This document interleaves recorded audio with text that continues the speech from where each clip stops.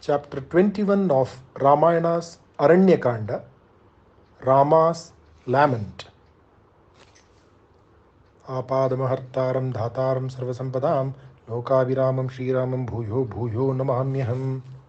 Rama had killed Maricha and was hurrying towards the ashrama.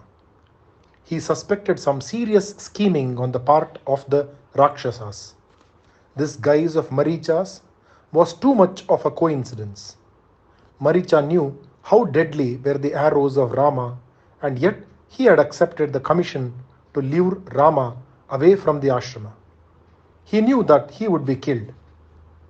Surely something stupendous was at stake. If Maricha had been instigated to risk his life and lose it, if necessary, for achieving this end. Lost in thought, Rama walked fast. He saw ill omens all along the way. A jackal howled fearfully, and Rama was startled. Some danger is awaiting me, I am sure of it, said Rama to himself. I think the Rakshasas are even now eating up my Sita. Maricha called out to Sita and Lakshmana in my voice when he was dying. Perhaps Lakshmana believed it and thinking it was genuine and leaving Sita alone, perhaps he is coming to my aid. I am convinced that the plan is to kill Sita, or else why this guise of Maricha? Why should he call Lakshmana's name and Sita's while dying? I am certain that Lakshmana has left her alone and is coming to me. I am, at the moment, the object of the hatred of the Rakshasas at Janasthana, and the only manner in which they can hurt me is to kill Sita. I feel they have planned it. I must hurry. Several other bad omens greeted Rama, and he walked with worried steps. His mind was full of the two whom he had left behind in the ashrama.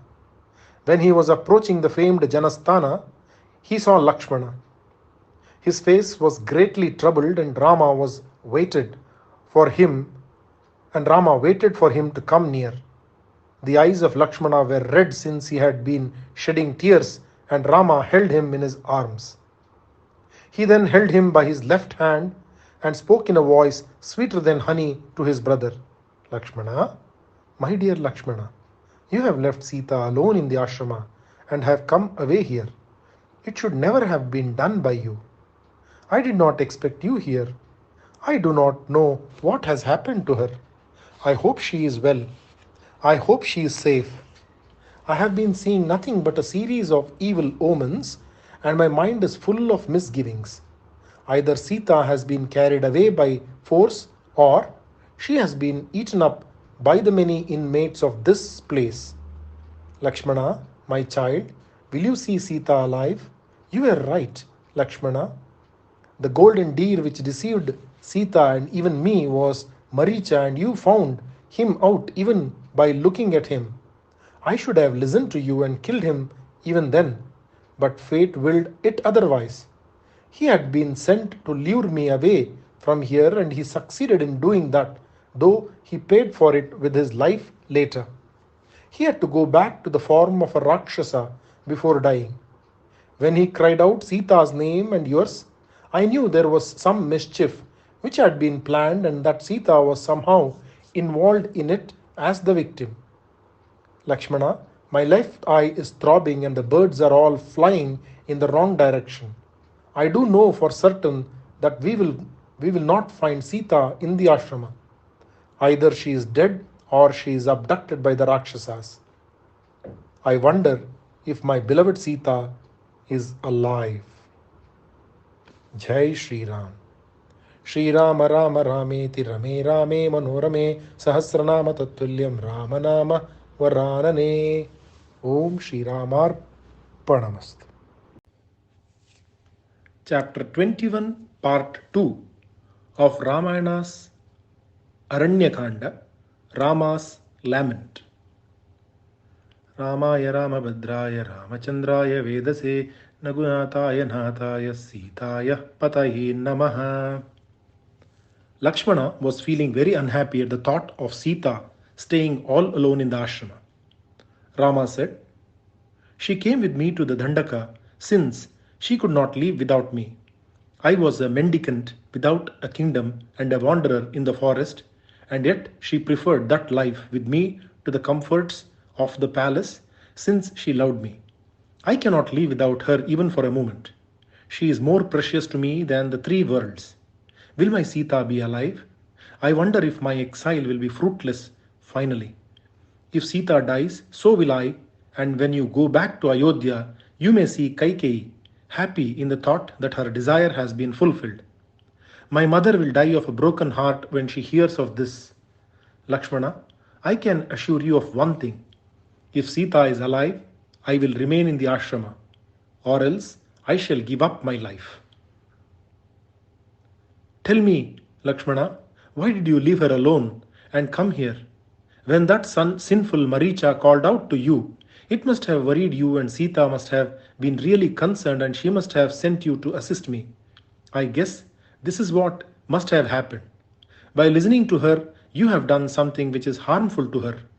The Rakshasas have been able to take her away. What am I to do now? They had almost reached the ashrama by now, and Rama, unhappy and sorely tired, torn by the certainty that Sita was dead, tired, thirsty, hungry because of the long chase after the golden deer, came to the vicinity of the ashrama. He was sighing and he looked everywhere for Sita.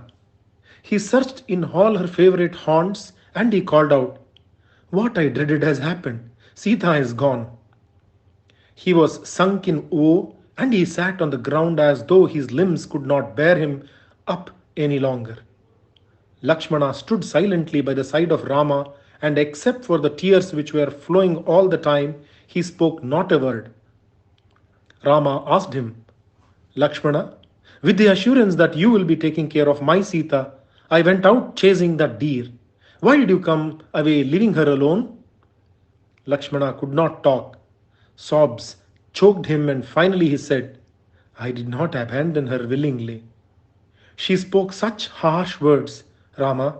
It was unbearable. I had to come. When we heard the names of both of us calling out to us piteously, Sita heard it, and at once she became greatly upset and asked me to go to you for help. I tried to convince her that no one could hurt you, that no evil could befall you, and that it was an Asuri Maya which made the voice sound like yours. But she insisted on my going. I told her that no one in the three worlds can hurt you, but she would not listen. She said, 'You have cast your lustful eyes on me and you wish to see your brother dead. But you will never have your wishes granted. You refuse to go to the aid of Rama in spite of his calling for you.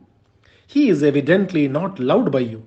You have conspired with Bharata, and that is why you came with Rama to the forest. Your intentions have been evil right through.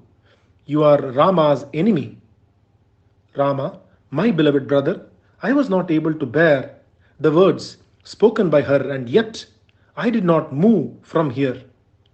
But she threatened to kill herself if I did not come to your assistance.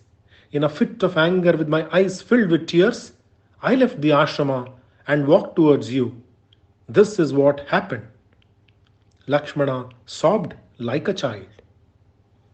Jai Shri Ram. Ramaya Ramabhadraya Ramachandraya Vedase Raghunathaya Nathaya Sitaya Pataye Namaha. Om Shri Ramarpanamast. Chapter 21, Part 3 of Ramayana's Aranyakanda, Rama's Lament. Ramaya Ramabhadraya Ramachandraya Vedase Raghunathaya Nathaya Sitaya Pataye Namaha. Rama, who was like one demented, heard Lakshmana and said, "You know me and my prowess, and yet, because Sita spoke words which were sharp and wounding, you left her and came away? It is wrong, child, what you did. When a woman is angry, she will talk without paying any attention to the sense of what she is saying. She will not be aware of what she is saying. Sita was worried and she was angry because of that. You should not have paid any heed to her words. You disobeyed her. You disobeyed me, Lakshmana, and now look what has happened. You gave way to your emotions and forgot to do my bidding. As for that Maricha, he took me very far from here. Since he was a Rakshasa, his voice could reach you at this distance, and he has accomplished what he set out to. Rama was saying the same thing again and again. Sita must be dead. I am sure she has been eaten up by a Rakshasa. They had now reached the ashrama. It looked desolate, and Rama entered it with eager steps. He walked all over the place and he did not find her. The ashrama appeared like a lotus pond during the cold season. The trees appeared as though they were weeping. The flowers were faded, and the birds and the deer were looking sad too. Rama saw the seat made of darba grass to have been pulled here and there, and the deer skin was thrown on the ground. Like an ordinary man, Rama was now lamenting his wife's death. Perhaps she has been taken away by force, or perhaps she has been killed. Is she a captive, or is she still in the forest? Maybe she has gone to collect fruits for me, or to pluck flowers to make a garland. The river, perhaps that is where she has gone to bring water. He searched everywhere and he did not see her. He wandered from tree to tree, from shrub to shrub, asking them if they had seen his Sita. He asked the Kadamba tree if it had seen Sita. He went near her favorite trees, the Tilaka, Ashoka, Karnikara, Kritamala, and several others, and said, "She must have bade you farewell when she went away. Will you not tell me where she is?" He looked at the deer and said, "She has eyes like yours. She was very fond of you. Will you tell me where she is?" Rama was inconsolable, and Lakshmana could do nothing to pacify him. The brothers ran around all over the vicinity of the ashrama and could not find Sita. Rama saw the confusion inside the ashrama and concluded that she has been taken away from there forcibly. Rama cried out, "Lakshmana, I cannot leave without Sita. When I am dead, my father will not look at me with love, since I have not been able to take care of my wife." Lakshmana spoke softly to him. He said, "Rama, my dear brother, do not give way to grief like this. This forest is so large, and there are many caves and so many hiding places here. She may be hidden somewhere by someone. Let us make an attempt to look for her methodically. She loved the trees, and the river bank was her favorite place. Let us go and search everywhere. Rouse yourself from this despondency, and let us look for her." Jai Shri Ram. Shri Rama Rama Rameti Rame Rame Manorame Sahasranama Tattvalyam Ramanama Varanane. Om Shri Ramarpanamast.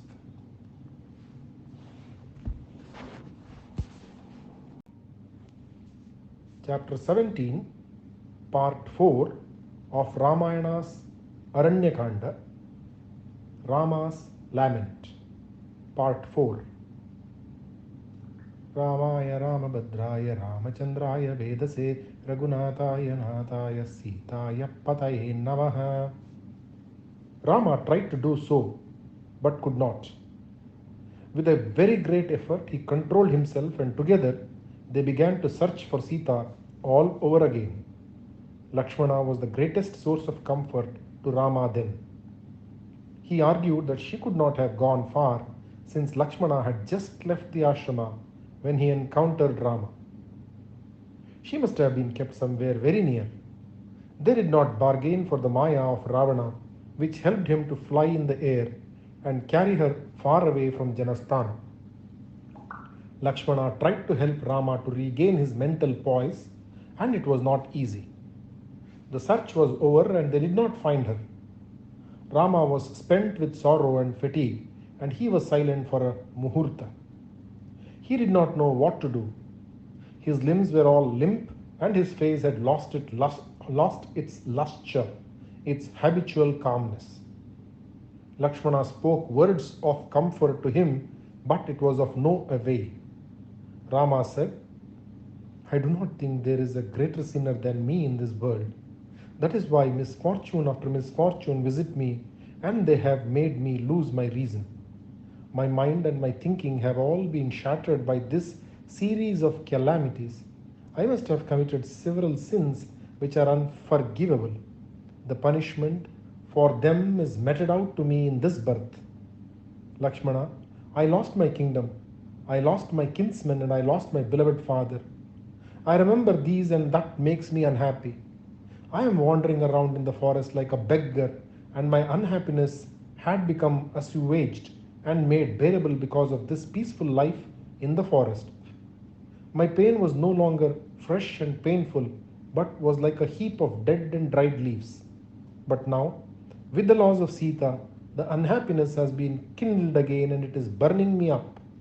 Sita, my queen, has been captured by a low born Rakshasa and is in great danger. I am certain of that. Lakshmana, look at this slab of stone. This is where we once sat and talked for long about many things. Sita could not have gone alone to the river bank or to gather flowers all by herself. She is a very timid woman. This sun will know where she has gone and he will not tell me. This wind, which is present everywhere, will know where Sita has been taken but will not tell me. Again and again Rama would call out to Sita and Lakshmana was unhappy. He had never seen his brother give way to grief thus and it was painful. He took Rama to a place nearby and made him sit down. Without overstepping the decorum of a younger man talking to his elder brother, Lakshmana said, My dear brother, abandon this grief and let me see your fortitude. Let us set about searching for her in a thorough manner. It is only men with firmness who will be able to achieve their desires. They will not give in to frustration even if their attempts are not fruitful in the beginning. His words fell on deaf ears. Rama sat as one bemused, and there was no way of comforting him. He sent Lakshmana to the banks of the Godavari to look for Sita, and to please him, Lakshmana went there and came back to say that she was not there. Lakshmana's grief was intensified since he felt that because of him and his anger, Sita had been abducted. Rama went himself to Godavari and asked her, Tell me, where is my Sita? You must be knowing where she is. Afraid of Ravana, the river would not tell him, though Sita had asked her to. All the animals and trees stood silent, though they knew and had been asked by Sita to tell Rama that she was being carried away by Ravana. Rama said, Who will comfort me now and make me forget my misfortunes? I lost my kingdom, my father and wife. I was forced to live the life of a sannyasi. Sita was here and I did not mind any of these happenings. But now Sita is gone and I am the most wretched of human beings. Lakshmana, how can I live without her? Come, let us search this Dhanasthana once again and this hill. She may still be found. Lakshmana, look at the deer. They seem to be trying to tell me something. Their eyes are eloquent. They look at me and then somewhere else. I am sure they know. And turning to the deer, Rama asked them, Where is Sita? They all turned their eyes towards the south, and with their heads they indicated the sky and ran in the direction they had shown, as if to say, She was carried away fast in the air and towards the south. Again and again they showed as though in pantomime the manner in which she had been taken away. Lakshmana was extremely astute, and he said, These deer are telling us something. They are indicating the south and the sky. It means that she must have gone that way. Let us go south, Rama, and perhaps we may get a clue as to where she has been kept captive. Jai Shri Ram. Shri Rama Rama Rameti Rame Rame Manorame Sahasranama Tattulyam Ramanama Varanane. Om Shri Sita Ramar Pranamastu. Chapter 22 of Ramayana's Aranyakanda, The Fruitless Search. Ramaya Ramabhadraya Ramachandraya Vedase Raghunathaya Nathaya Sitaya Pataye Namaha. The brothers walked southwards with slow steps, and they looked all around hoping to see Sita somewhere. As they were on their way, they saw on the ground petals of flowers. Rama looked at them and said, Lakshmana, I know these flowers. I gathered them and gave them to Sita, and she was wearing them in her hair. I think the god of wind is kind and has left this undisturbed, so that I will know where she is gone. Rama's sorrow was turning into anger. He looked at the mountain and said, I will crush you with a single arrow from my quiver. Tell me where Sita is concealed, or else be prepared for my anger. Rama was almost losing his reason. He said, Lakshmana, I will burn up the waters of this river and I will crush this mountain to dust. I will destroy the entire world. I am like the god of death at the end of the yuga. Silently, Lakshmana showed something to Rama, and the unfortunate prince brought his eyes to the ground. They saw large and deep dents made in the earth by the feet of Ravana, and also the footprints of Sita, who ran hither and thither to escape from his grasp. Rama saw, too, the broken bow, the two quivers full of arrows, and the chariot which had been broken up. He could not make out the message of the mute earth. He said, Look, Lakshmana, these are Sita's jewels and they are scattered about. Her flowers have been stamped down into the earth. There are signs of blood having been spilt here. Look at the stains in the mud. The Rakshasas have been more than one in number, and they have killed her and they have eaten her up. They walked around trying to guess what had happened. Rama said, I wonder who held this bow with the gold inlay work beautifying it. It is a very good bow, and only a great warrior can handle such a bow. There is a jeweled armor also, which has been split and it has fallen down. How richly decorated it is, with all the gems on the earth. There is also a white umbrella. This is the insignia of a king. Which king could have come here and committed this atrocity? There are two donkeys which are lying dead. I am intrigued and I cannot for the life of me guess what took place here. The charioteer is dead too, and obviously he is a Rakshasa. So our conjectures are true. Sita has been carried away by a Rakshasa. If their intention had been to avenge the death of Kara and his army, they have succeeded only too well. They have planned the end of my life also. How can I live without her? They will be happy now to see me dead. Rama stood silent for a moment and then said, Lakshmana, it seems to me what you once said is true. When we were in the apartments of my mother, immediately after I had been asked by Kaikeyi to go to the forest, he paused and asked, Do you remember? Lakshmana said, Remember? Of course I remember. I have not forgotten it, and in fact I have forgotten everything else. Only that one day stands out in my mind like a dark tree etched against a bright sky. Rama said, Lakshmana, you said that I was too soft, that gentle-minded people are always overlooked. You are right, child.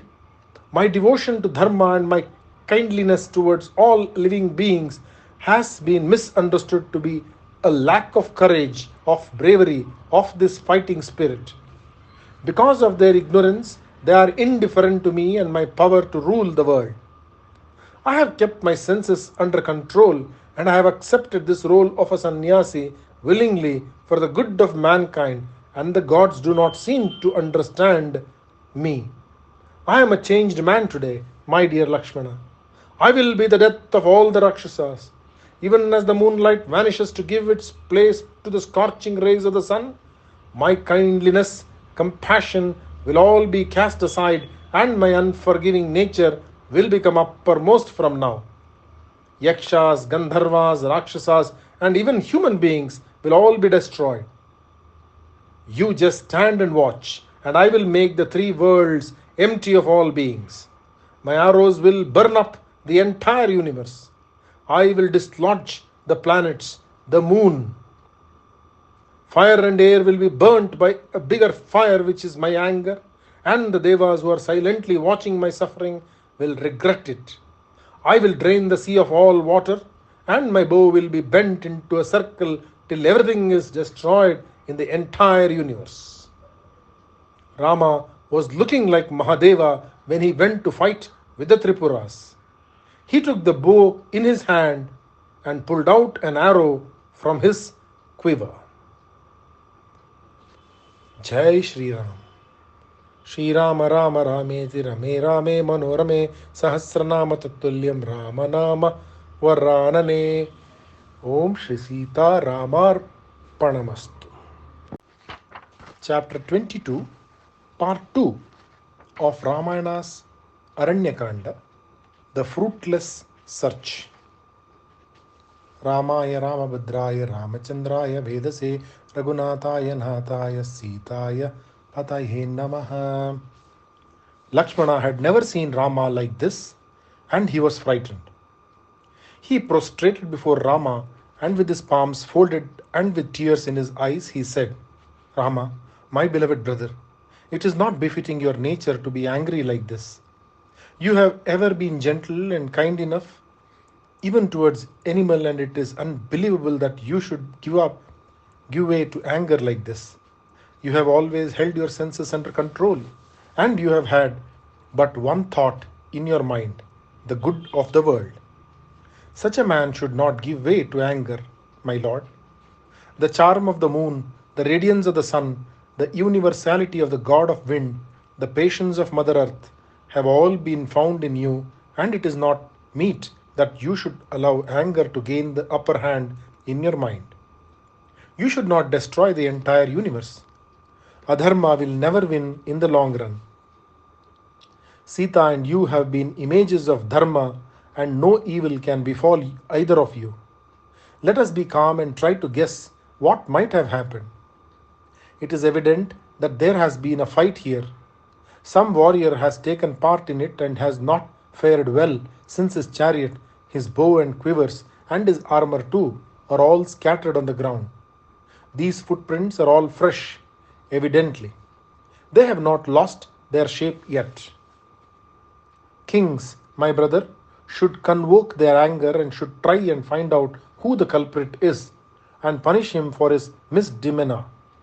Because of the crime of one man, a single individual, the world should not be punished. Rama, consider your ancestors and think of our father. You should remember who you are and forget this desire to vent your fury on the innocent world. Let us devote all our time to discovering the whereabouts of Sita. We will not rest until we find out about her fate. We will search in the three worlds. And if, in spite of all that, we do not find her, then you can destroy the world of gods, but not till then. Your arrows, like thunderbolts, are always there to do your bidding. Please wait and let us contain ourselves. Again Lakshmana fell at the feet of Rama and said, Our father once showered love on you, and he was lavish in his favors. And by a freak of fate, the same father condemned you to a life in the forest. When you could bear these reverses in your fortune with serene fortitude, how is it you are losing faith in yourself now? This misfortune has been added to your burden of pain. If you are unable to show courage in this situation, how then will an ordinary man react? If you should allow yourself to be swayed by emotions so easily, how will your subjects find comfort in you? How will they trust you and consider you to be a father to them and help them out of their troubles? As for troubles visiting men, Nahusha had been raised to the status of Indra and was hurled to the earth and had to be a python for thousands of years. Yayati was thrown out of heaven since he was proud. Our Guru Vashishta lost his 100 sons in a single day. He has not lost his equanimity. Even Mother Earth is not immune to suffering. There are earthquakes which torment her often. The two eyes of the universe, the sun and the moon, which are established in Dharma, even they are eclipsed by Rahu. When such is the fate of the Devas, what of mere human beings? No one can escape fate. You should not allow sorrow to gain ascendancy ever in your mind. Even if Sita is abducted, we should not lose our powers of reasoning. People like you never lose their moral and mental strength even when confronted with the most terrible of misfortunes. Forget your emotions and give place to your intellect in your mind. It is then and only then that men will know what should be done and what should not be. Lesser men can give way to their feelings, but not you. Rama, all this I learned from you. You have often taught me these lessons, and even Brihaspati is not wise enough to teach you the definition of dharma. As for me, how can I delve deep into the secret recesses of your heart and know your thoughts when the gods themselves are not able to do so? The God in you is sleeping because of this sorrow. Baba. The God in you is sleeping because of this sorrow. Wake up, my Lord.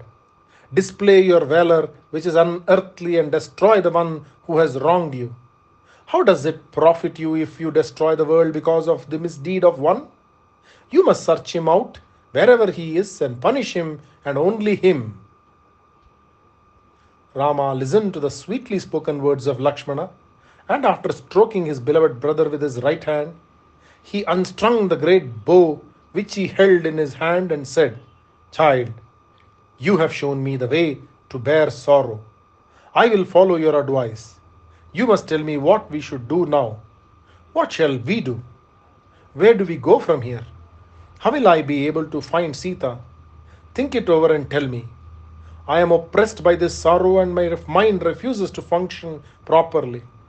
You are the one who should think for both of us.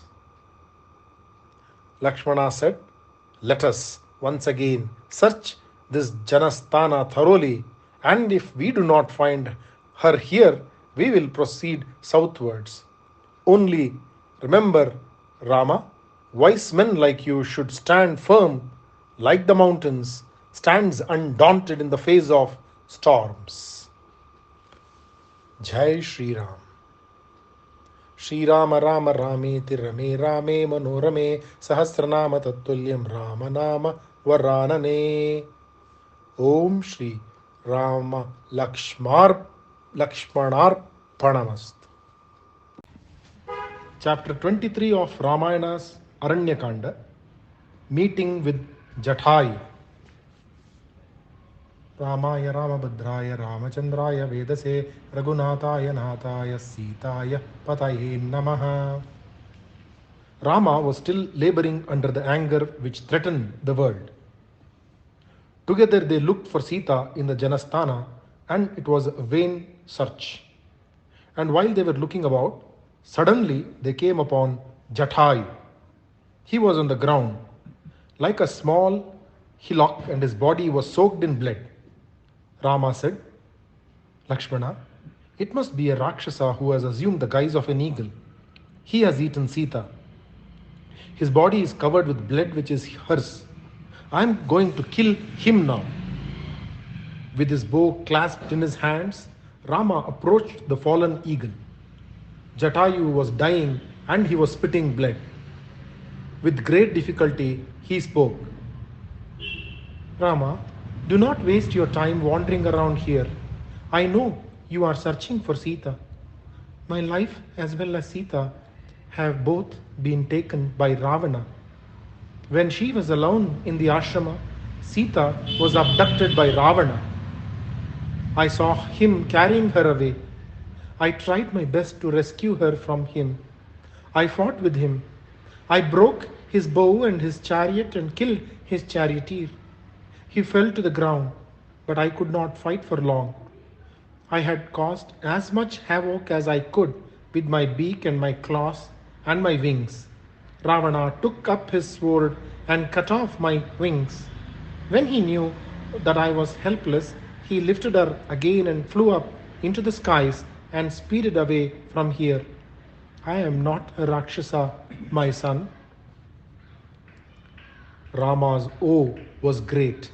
This eagle, this friend of his father and their guardian, had been true to his word and had tried to save Sita from the clutches of Ravana, and he could not do so.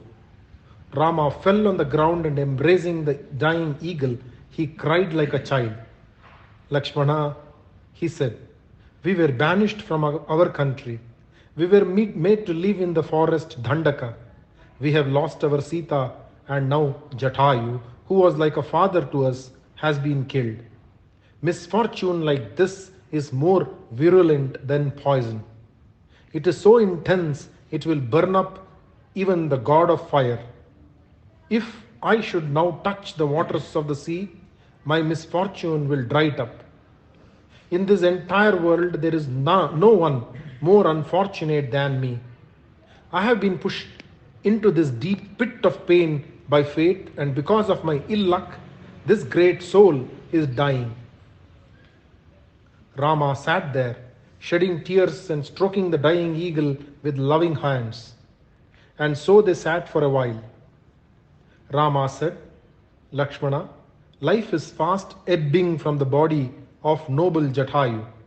His movements are stilled and only his breath remains, and that will leave him very soon. He has turned his sad eyes on us. Rama turned to the dying bird and asked, tell me, if you can, more about what happened and how it happened. What prompted Ravana to take away my beloved Sita from me? How have I offended him that he should do this to me? I have done him no wrong. What does he look like? How strong is he? How does he act? Where does he live? If you can talk, please tell me about him. Jatayu was sorry to see Rama unhappy. He was finding it hard even to breathe, and yet, with great effort, he spoke. She was carried away by him. He was like a whirlwind, and she was dazzled. He travelled southwards. Child, my life is fast slipping by. I am not able to see. Hold me in your arms.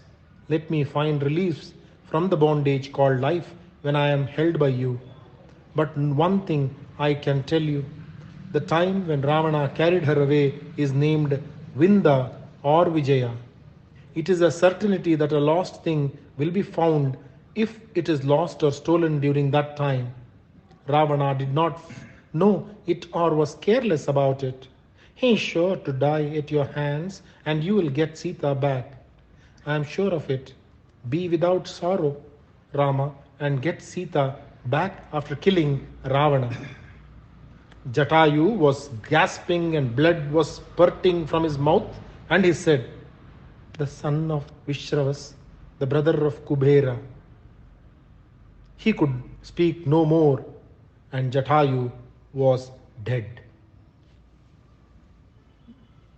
Rama was heartbroken. He said, Lakshmana, remember when we came back from Agastya's ashrama, we met Jatayu. He said he would guard Sita when we should both be absent from the ashrama, and he did what he promised to do. But fate is so powerful and it wins every time. For many years, Jatayu had been living in this Dandaka, and he is gone. Nothing can equal the sorrow I am suffering because of the death of Jatayu. He died for me. He was so much like our father in his love for us. Lakshmana, collect wood. I will rub the arani, and out of the twigs cause a fire. Jatayu died for my sake, and I will cremate him myself. Rama carried the dead Jatayu in his arms and walked towards the banks of the Godavari. Darbha was placed on the ground, and he placed Jatayu on it. Lakshmana brought dry wood and made a fire. Rama placed his foster father on the fire and said, King of birds, may you reach the heavens meant for those who have performed tapas Yagnas who have accumulated punya by performing good deeds. I grant you permission to dwell in these worlds. Rama touched the fire with the fire he had himself kindled with the arani twigs. He offered Anjali to the dead bird and made offerings of Pinda to pacify the Pitris. Rama recited the verses meant for performing Shraddha for the dead. The princes came to the river Godavari and bathed there. They then performed the Tarpana for Jatayu according to the rules prescribed in the Shastras. Jatayu reached the heavens meant for the rishis. Jai Shri Ram, Jai Shri Jatayu. Shri Rama Rama Rameti Rame Rame Manorame Sahasranama Tatulyam Ramanama Varanane. Om Shri Ramarpanamast. Chapter 24 of Ramayana's Aranyakanda, Ayomukhi and Kabandha.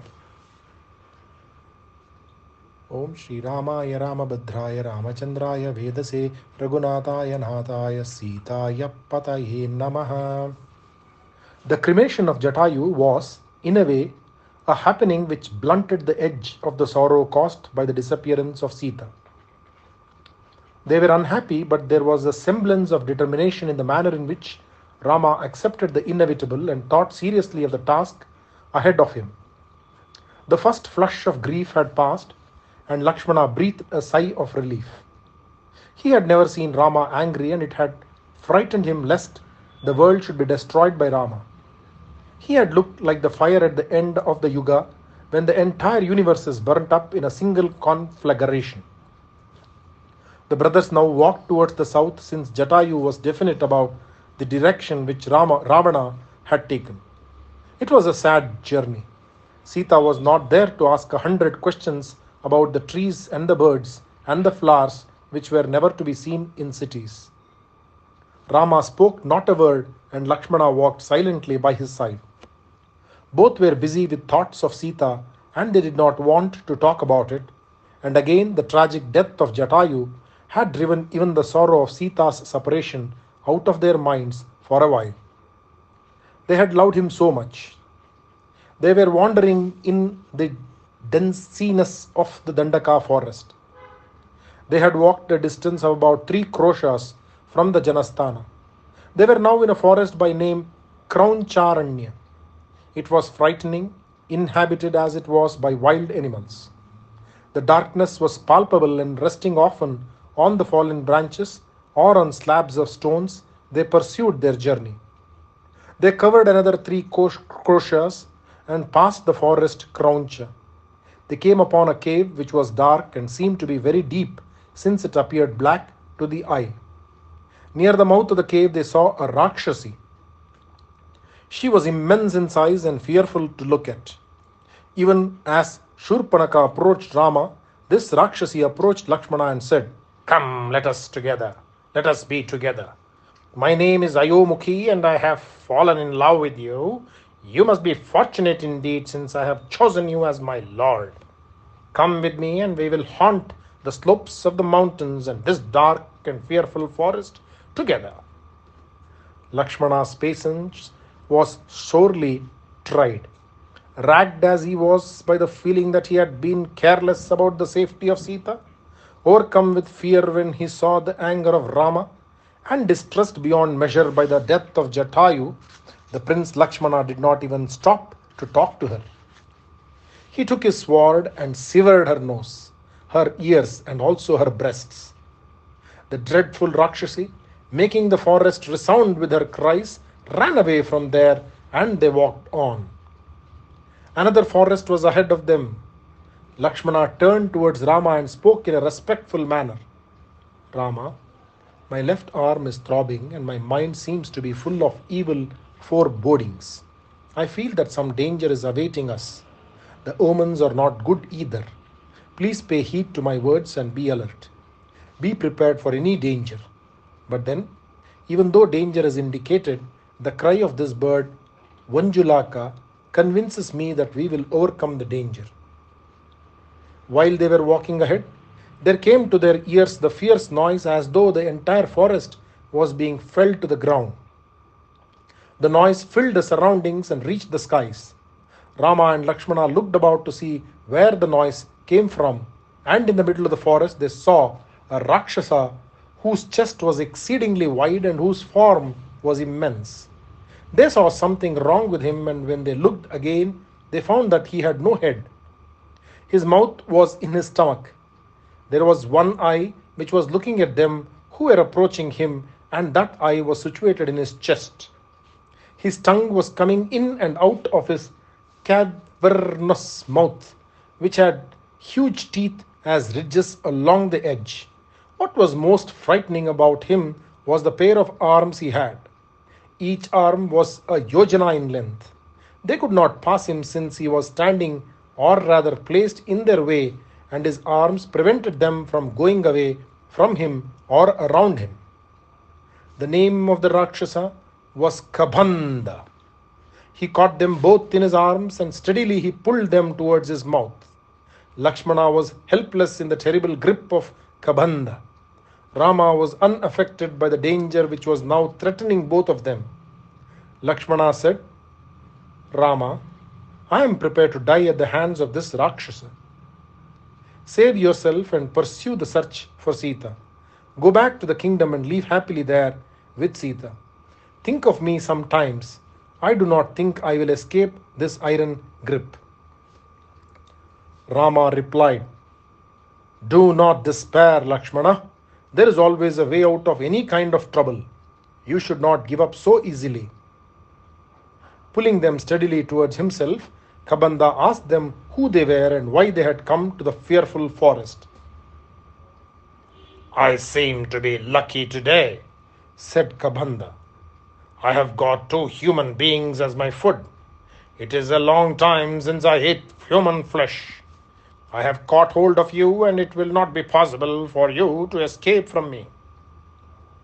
Rama turned to Lakshmana and said, Sorrow has been heaped upon sorrow for us, and now, finally, we are at a stage when we may be eaten up by a Rakshasa. Fate is the one enemy whom no one can conquer. Even as he was saying this, Rama thought of making some attempt to save himself and his brother. Lakshmana had also been thinking of some way to circumvent the danger. He said, Rama, let us sever the hands of this Rakshasa which are pulling us towards his dreadful mouth. Kabandha heard their words and tried to open his mouth and swallow them at once. Rama and Lakshmana cut off his arms. Rama's share was the right arm while Lakshmana cut the left. Kabandha fell on the ground and the noise was terrible. He asked them again, Who are you? Who are you? Lakshmana told him about themselves and asked him who he was. Kabandha said, It is my good fortune that you came to the forest. I am a Rakshasa as a result of a curse. Once I was as handsome as the moon. I was fond of poking fun at the rishis, and I would assume dreadful forms and scare the rishis in the forest. One of the rishis was very angry with my pranks and he cursed me. You will permanently be ugly. The form you have assumed will be yours forever. I begged him to recall the curse and he said, Rama, the son of Dasharatha, will come to the forest with his brother and they will cut off your hands. If you are cremated by them, you will regain your old handsomeness. My name is Dhanu, and I had also offered Indra and his curse was added. I had also offended Indra and his curse was added to that of the Rishi. Indra has meowed me with his Vajra and my legs are broken. Brahma said that these long arms of mine would help me to live as long as I had to. I was told by Indra that you would release me from this condition. Rama, please cremate me and release me from this dreadful existence. Rama said, My wife has been captured by a Rakshasa named Ravana. We know nothing else about him. We do not know where he lives nor what his nature is. You have been here since a very long time. Surely you know about him. Tell us all about this Ravana and about some method by which we can rescue Sita from him. We will certainly cremate you as you wish. Only tell us all you know about Ravana. Kabanda said, I have lost the power to know everything, the power I had before the curse. However, once I am cremated, I will get my old form back and also my old powers, and I am sure I can help you in your quest for Sita. I can tell you if there is anyone to help you find your wife. Please dig a pit and after placing me in it, cover it with wood and set fire to the pyre. I will tell you later how you can find your wife. I will be able, I am sure, to tell you the name of the person who will help you. Vague things are coming back to my mind already. The person I am telling you about has traveled all over the world, and there is no place which he does not know about. I want to remember it all perfectly. Jai Shri Ram. Shri Rama Rama Rameti Rame Rame Manorame Sahasranama Tatulyam Ramanama Varanane. Om Shri Ramar Pranamastu.